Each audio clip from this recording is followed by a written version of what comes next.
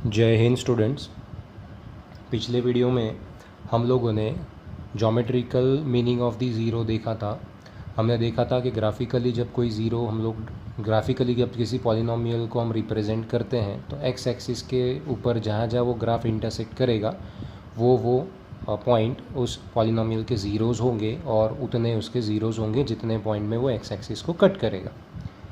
अब हम वापस से वो टॉपिक पे आ रहे हैं जो हमने कहीं पे ज्योमेट्रिकल मीनिंग स्टार्ट करने के पहले छोड़ा था, और वो था कि जब हम लीनियर पॉलिनोमियल का ज़ीरो निकालते हैं, जैसे ax प्लस बी, इसका ज़ीरो पता करते हैं तो ज़ीरो से इक्वेट करने के बाद तो x इज़ इक्वल टू आता है माइनस बी बाई ए। तो इसी x को हम कहते हैं zero of the polynomial. Minus b में b जो है ये कांस्टेंट टर्म है और a जो है ये कोएफिशिएंट ऑफ x है।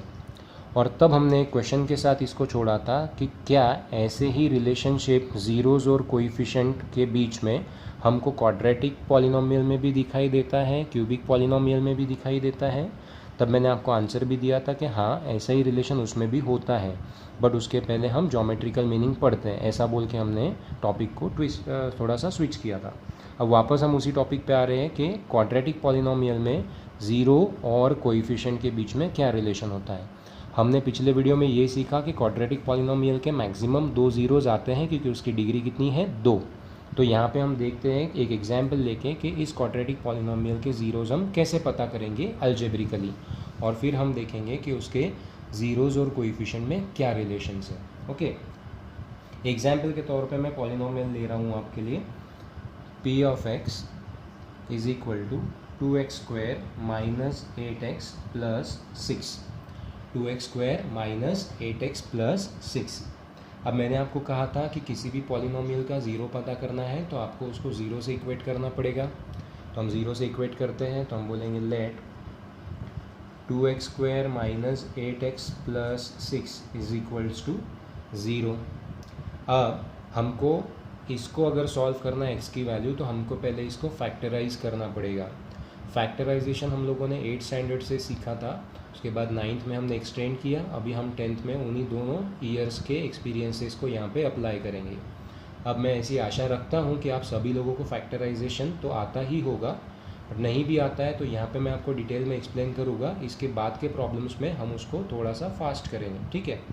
अब 8th स्टैंडर्ड में मैंने आप लोगों को 4 अलग अलग मेथड्स बताई थी कि कैसे हम क्वाड्रेटिक पॉलिनोमियल को फैक्टराइज कर सकते हैं, ठीक है।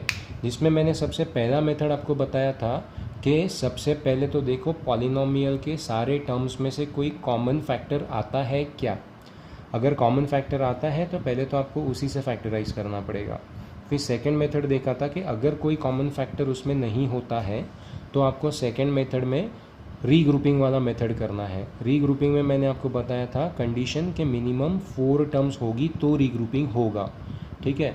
उसके बाद थर्ड मेथड मैंने बताई थी आपको यूजिंग आइडेंटिटी। आइडेंटिटी में कंडीशन थी कि पहला और लास्ट, यानी लीडिंग टर्म वो होता है जिसकी डिग्री होती है, मतलब जो हाईएस्ट पावर वाला टर्म रहता है उसको हम लीडिंग टर्म कहते हैं।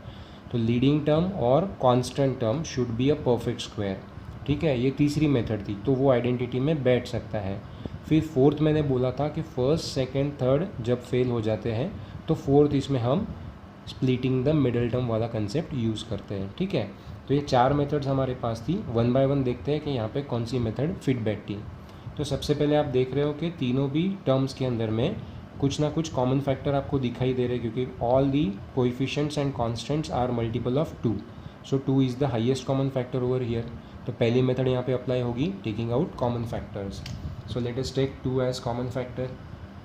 तो यहाँ क्या बच जाएगा, एक्स स्क्वायर माइनस 2 कितने ज़ार 8 आएगा, 4 ज़ार, और यहाँ पे 2 कितने ज़ार 6 आएगा, 3 ज़ार, इज इक्वल टू आ गया 0। तो ये पहला मेथड हो गया।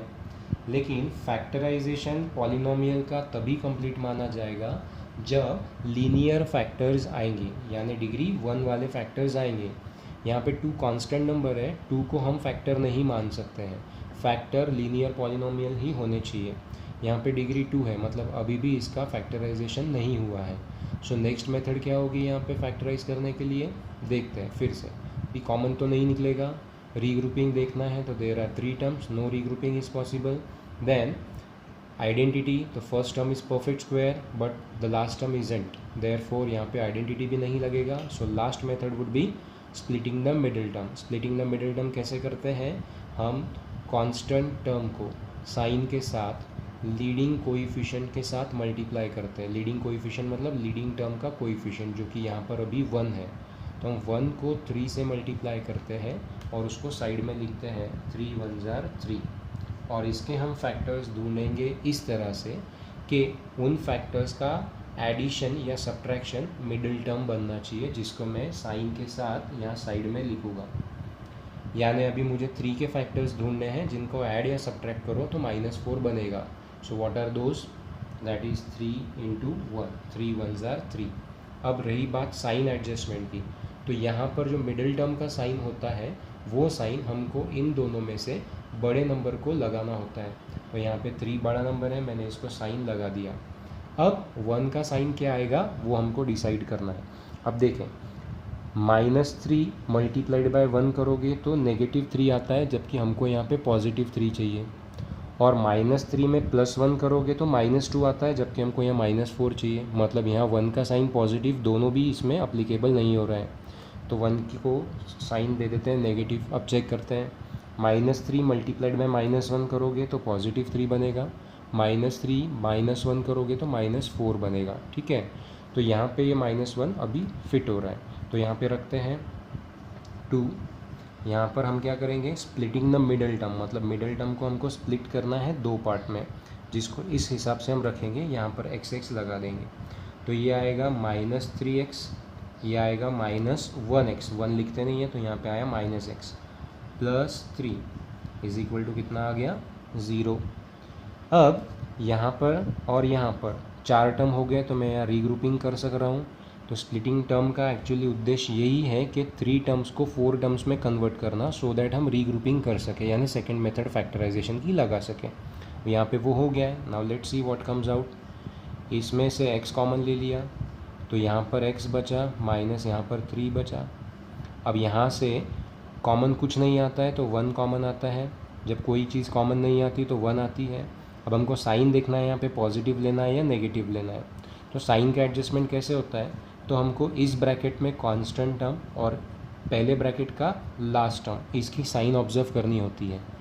ये साइन अगर सेम है तो हम पॉजिटिव बाहर लेंगे, ये साइन अगर डिफरेंट है तो हम नेगेटिव बाहर लेंगे. अब आप यहाँ पर देख सकते हो कि यहाँ पे 3 नेगेटिव है, यहाँ पर 3 पॉजिटिव है, तो साइन ऑपोजिट है, इसलिए मुझे यहाँ पे माइनस साइन बाहर निकालना पड़ेगा. अब मैं ब्रैकेट के अंदर बाकी के टर्म्स लिखूँगा. तो बाकी के टर्म्स लिखते हो तभी, क्योंकि मैंने नेगेटिव साइन बाहर लिया हुआ है तो अंदर सबकी साइन चेंज करनी होगी. ठीक है, तो अभी -x का ये हो जाएगा +x, ये +3 का -3 हो जाएगा. इस तरह से ये 2 ब्रैकेट्स कॉमन आ रहे हैं जिसको हम बाहर लेंगे, तो ये आएगा 2 इन ब्रैकेट x-3, दूसरे ब्रैकेट में ये बचेगा x-1 इज इक्वल टू आएगा 0. ठीक है, यहाँ पे मैं बहुत सारी चीज़ें आपको लेमैन्स लैंग्वेज में समझाने की कोशिश करता हूँ ताकि आपको मेथड अच्छे से आए. सब्सिक्वेंटली आप जब आप सॉल्व करोगे तो कुछ चीज़ें आपको अपने आप ही समझ में आ जाएगी, इसकी टेक्निकलिटीज़ क्या होती है. ठीक है, तो यहाँ पर अब हमारे फैक्टर्स बन गए क्योंकि ये लीनियर पॉलिनोमियल है. देखो x-3 is a linear polynomial, x-1 is a linear polynomial, therefore यहाँ पे 2 फैक्टर्स आ चुके हैं. So x-3 and x-1 are called as linear factors of this polynomial 2x² - 8x + 6. Okay, अब यहाँ पे 2 का कोई इतना इम्पोर्टेंस नहीं है. ठीक है, इसके बारे में मैं बाद में आगे के वीडियोस में बात करूँगा. अभी के लिए इसको समझिए कि यहाँ पे इसका कोई रोल नहीं है.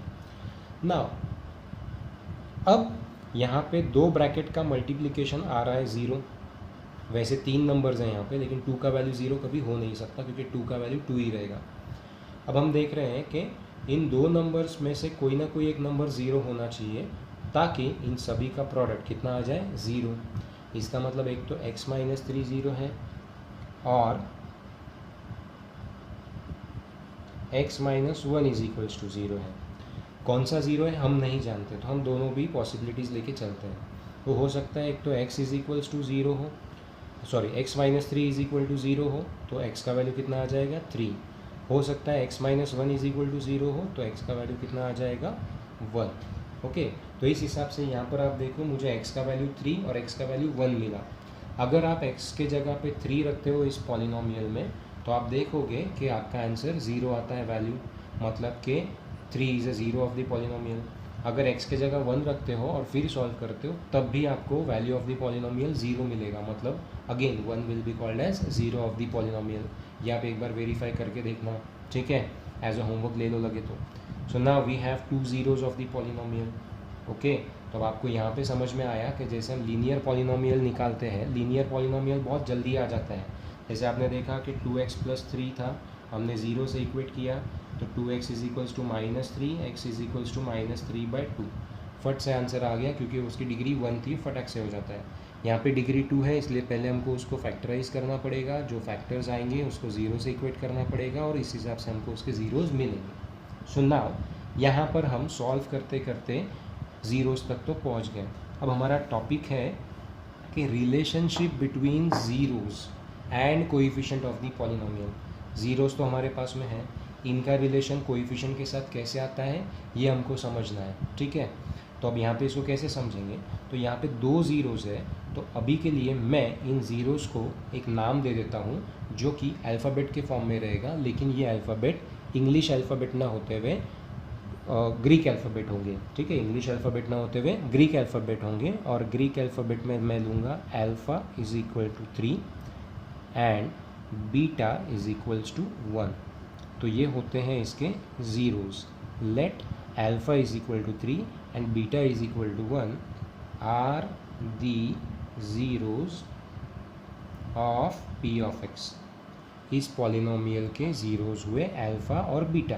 बोले सर अभी अल्फ़ा और बीटा कहाँ से आ गए?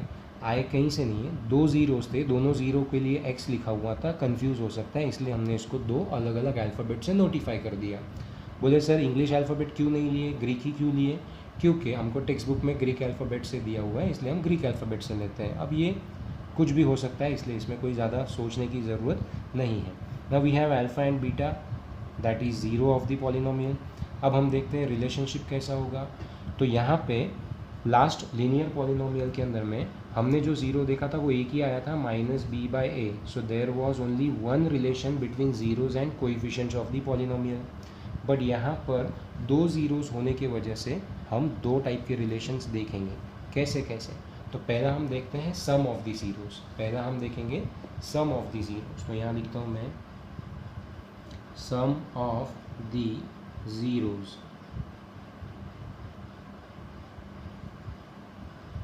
इज इक्वल टू, तो सम में मैं लूँगा अल्फ़ा प्लस बीटा। अल्फ़ा और बीटा का मैंने सम किया तो सम कितना आएगा? तो अल्फ़ा का वैल्यू 3 है, बीटा का वैल्यू 1 है, तो वो आता है 4। अल्फ़ा का वैल्यू 3 है, बीटा का वैल्यू 1 है, तो 3 + 1 करोगे तो 4 आएगा। तो बोले सर अभी ये 4 का रिलेशन क्या है? तो अब आप देखिए, क्या मैं 4 को 8/2 ऐसा लिख सकता हूँ? तो आप बोलोगे हाँ सर आप लिख सकते हो, लेकिन क्यों? तो थोड़ा सा रुकिए मैं बताता हूँ। क्या मैं अब इस 8 को -(-8)/2 ऐसा लिख सकता हूँ? नेगेटिव नेगेटिव पॉजिटिव हो जाएगा तो 8/2 यानी फिर से -(-8)/2 एक ही मतलब रहेगा, यानी आंसर आएगा 4। बोले सर ठीक है आप लिख सकते हो, बट ऐसा क्यों? अब इसलिए क्योंकि आप देखिए कि यहाँ पर पॉलिनोमियल जो हमने यहाँ पे लिया था इसको अगर मैं जनरल फॉर्म में लिखता हूँ ax² + bx + c, तो आपको समझ में आएगा कि यहाँ पर a का वैल्यू 2 है, b का वैल्यू जो है -8 है और c का वैल्यू जो है वो 6 है, ठीक है। अब आप यहाँ पर देखिए कि जब मैंने इसको -(-8) लिखा तो मैंने क्यों लिखा? क्योंकि यहाँ पे 4 से रिलेटेड यहाँ पे एक तो 2 था और एक तो 8 था, ठीक है। तो यहाँ पे 4 का मतलब यहाँ पे ऐसा हुआ कि 4 को मैंने 8/2 जब लिखा तो यहाँ पे मैंने b का एंट्री करवा दिया, और 8 को जब मैंने -(-8) लिखा तो मैं श्योरली यहाँ पे -8 के जगह पे b लिख सकता हूँ। तो ये माइनस बाहर का माइनस वैसा ही रहेगा, तो जो बाहर का माइनस है वो वैसा ही रहेगा। ये वाला जो -8 है उसके जगह पे मैं क्या लिखूँगा? b, क्योंकि b का वैल्यू -8 है, और /2। तो 2 की वैल्यू किसके लिए है? a के जगह पे है, तो जनरल फॉर्म में मैं यहाँ पे क्या लिखूँगा? a। इस हिसाब से अल्फ़ा प्लस बीटा कितना आ गया? -b/a। तो तो ये पहला रिलेशन हुआ कि sum of the zeros is equal to minus b by a. Sum of the zeros is equals to minus b by a. आप इसको ऐसा लिख सकते हो minus what is b, it is coefficient of x, coefficient of x divided by a क्या है, coefficient of x square. ठीक है, अब ये याद रखने में दिक्कत जाएगी, ठीक है, याद नहीं रहेगा, लेकिन आप इसको ऐसे याद रखोगे तो बहुत आसानी से आपको याद रह जाएगा। सम ऑफ द ज़ीरोज़ यानी alpha plus beta is equal to minus b by a. Linear polynomial में डायरेक्ट ज़ीरो का value minus b by a आया था, ठीक है, लेकिन वहाँ पे बी यानी कांस्टेंट टर्म था, वहाँ पर बी यानी कांस्टेंट टर्म था, यहाँ पे बी यानी मिडिल टर्म है यानी कोएफिशिएंट ऑफ एक्स है। तो हमको रिलेशनशिप देखना था ज़ीरोज़ में, तो पहला रिलेशनशिप हमने देखा कि sum of the zeros is equals to minus b by a आता है। ठीक है, हो सकता है अभी आपको पहले वीडियो में समझ में ना आए कि ये क्या चल रहा है, लेकिन जैसे आगे के वीडियोज़ आप आगे के टॉपिक पे देखोगे तो इनका जब बार बार यूज़ होगा तो आपको वो यूज टू हो जाएगा। ठीक है, अभी सिर्फ आप ये समझिए कि पॉलिनोमियल क्वाड्रेटिक है तो उसके ज़ीरोज़ कैसे पता करते हैं। और ज़ीरोज़ में दो टाइप के रिलेशन हम देख रहे हैं, पहला देख रहे हैं सम ऑफ द ज़ीरोज़, दूसरा देखेंगे अभी प्रोडक्ट ऑफ द ज़ीरोज़। जब हम सम ऑफ द ज़ीरोज़ करते हैं तो दोनों भी ज़ीरोज़ को जब आप सम करोगे तो हमेशा उसका वैल्यू आपको ऐसा नज़र आएगा नेगेटिव बी बाई ए, यानी आप बिना ज़ीरोज़ पता करें पॉलिनोमियल पर से ही उनके सम के बारे में आप बता सकते हो कि वो माइनस बी बाई ए आएगा। अब हम प्रोडक्ट के बारे में बात करते हैं। अगर मैं प्रोडक्ट ऑफ द ज़ीरोज़ लेता हूँ अल्फ़ा इंटू बीटा, यानी मैंने लिखा product of zeros that is alpha into beta is equal to, तो अब अल्फ़ा की वैल्यू आती है 3 और बीटा की वैल्यू आती है 1, तो मैं यहाँ लिख रहा हूँ 3 मल्टीप्लाइड बाय 1, तो आंसर आ गया 3। अब यहाँ पे आप देखिए कि 3 से रिलेटेड आपको कौन सी वैल्यूज़ दिख रही है, तो आप बोलोगे सर ये 6, तो इस 3 को मैं कैसे लिख सकता हूँ, तो मैं इस 3 को 6 से डिवाइडेड बाय 2 लिख सकता हूँ। ठीक है, मैं 3 को 6 से डिवाइडेड बाय 2 लिख सकता हूँ। अब आप पॉलिनोमियल में फिर से ऑब्जर्व करोगे तो 6 के जगह मैं ले सकता हूँ c और 2 के जगह ले सकता हूँ a, तो यहाँ पर मैं 6 के जगह पे लूँगा c और 2 के जगह पे लूँगा a। तो इस तरह से मेरे पास एक और रिलेशन आ गया that is product of the zeros that is alpha into beta is equals to c by a. यहाँ पे आप देखोगे alpha plus beta is equals to minus b by a. तो ये होते हैं दो relations between the zeros of the quadratic polynomial and the coefficient of that quadratic polynomial. अब मैं इसको पूरा मिटा के आपको फाइनल जो कंक्लूजन है इसको सम अप करके बताता हूँ। ठीक है, तो फ्रेंड्स अभी आप यहाँ पर देखिए कि एक जनरल फॉर्म में हमने पॉलिनोमियल लिखा है ax² plus bx plus c। तो मैंने रिलेशन लिखा कि अगर इस पॉलिनोमियल के दो ज़ीरोज़ आते हैं अल्फ़ा और बीटा, तो अल्फ़ा प्लस बीटा आएगा नेगेटिव b बाई ए और अल्फ़ा इंटू बीटा आएगा c बाई ए। अब आपको इसको याद रखना है किसी भी तरीके से, मैं सिर्फ आपको याद रखने के लिए बता सकता हूँ तरीका आप कैसे याद रखोगे। ठीक है, it is just a way to keep it remembered. Okay, ये रहेगा। आप देखो दोनों भी रिलेशन में डिनोमिनेटर में a कॉमन है, मतलब कि एक्स स्क्वायर का कोएफिशिएंट दोनों में भी कॉमन है।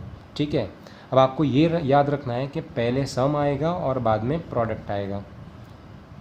तो अब सम और प्रोडक्ट, पहले सम आया है बाद में प्रोडक्ट आ रहा है, ये अगर आपको याद हो गया है। डिनोमिनेटर में दोनों के a आएगा, ये भी आपको याद हो गया है। अब आपको याद रखना है a के बाद क्या आता है, तो a के बाद b आएगा और उसके बाद c आएगा। तो यहाँ पे सम में पहले b आएगा और प्रोडक्ट में c आएगा, सम में पहले b आएगा और प्रोडक्ट में c आएगा। अब रही बात साइन की, तो साइन हमेशा नेगेटिव से स्टार्ट करो, नेगेटिव फिर उसका opposite positive, negative and then positive. अब इस तरह से अगर आप इसको बनाने की कोशिश करो तो कैसे बनेगा बिना देख के, तो मैं बोलूँगा कि पहले क्या आता है सम या प्रोडक्ट, तो आप बोलोगे सर सम, तो सम में लिखोगे अल्फ़ा प्लस बीटा। ठीक है, डिनोमिनेटर में a आने वाला है, पहला नेगेटिव रहेगा, यहाँ तक आ गए। अब a के बाद क्या आता है, तो बोले b, तो यहाँ पे आ गया b। अब बोले क्या आता है, तो बोले प्रोडक्ट, प्रोडक्ट क्या रहेगा अल्फ़ा इंटू बीटा, a तो डिनोमिनेटर में कॉमन रहेगा, नेगेटिव के बाद क्या आता है पॉजिटिव। ठीक है, तो b के बाद क्या आएगा c, तो यहाँ पे आ गया c। तो इस तरह से आपके रिलेशन ईजिली बन गए। Alpha plus beta is equal to negative b by a, alpha into beta is equal to c by a. अब आप बोलोगे सर इसका यूज़ क्या, तो अभी देखिए एक एग्जाम्पल लेते हैं और यूज़ समझते हैं इसका। जैसे मेरे पास कोई एक पॉलिनोमियल आ रहा है 3x² माइनस 4x प्लस 8, ये एक पॉलिनोमियल है। अगर आप इसको जनरल फॉर्म में लिख के कंपेयर करो तो आपको पता चलेगा कि a का वैल्यू 3 आता है, b का वैल्यू -4 आता है, c का वैल्यू 8 आता है, बराबर है।